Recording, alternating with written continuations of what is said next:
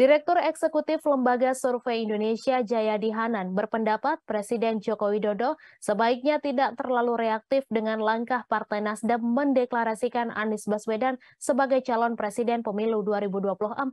Menurutnya, Jokowi tak perlu memecat menteri-menterinya yang berasal dari Nasdem hanya karena partai besutan Surya Paloh itu mengusung Anies yang notabene dari kalangan oposisi.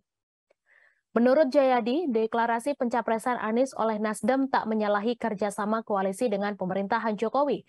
Sebabnya kesepakatan koalisi dengan Jokowi berlangsung untuk pemerintahan 2019 hingga 2024. Sementara Nasdem mengusung Anies untuk pemilu 2024. Jayadi mengatakan pemerintahan Jokowi mau tak mau berjalan tumpang tindih dengan persiapan pemilu 2024.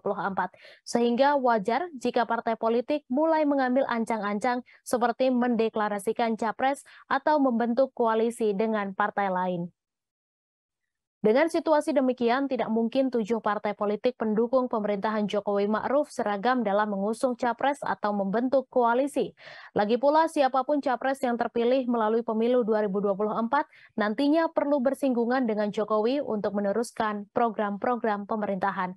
Oleh karenanya, seharusnya Presiden tetap bersikap netral terhadap seluruh partai politik, terlepas dari siapapun capres yang mereka usung.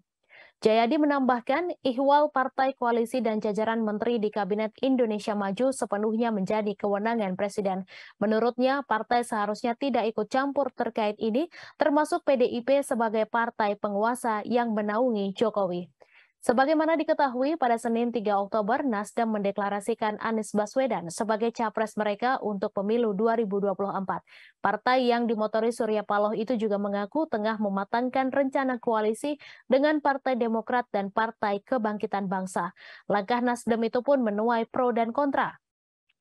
Sekjen PDIP Hasto Kristianto misalnya belum lama ini mengibaratkan pendeklarasian Anies Baswedan sebagai capres Nasdem seperti peristiwa 10 November 1945. Dalam peristiwa itu terjadi aksi perobekan kain biru dari bendera Belanda di Hotel Yamato sehingga yang tersisa hanya bendera kebangsaan Indonesia merah putih. Sebagaimana peristiwa 10 November itu, kata Hasto, belakangan ada biru yang terlepas dari pemerintahan Presiden Jokowi. Kendati tak menyebut gamblang tentang biru yang dimaksud, namun publik meyakini bahwa elit PDIP itu tengah menyentil Nasdem yang mendeklarasikan Anies sebagai capres.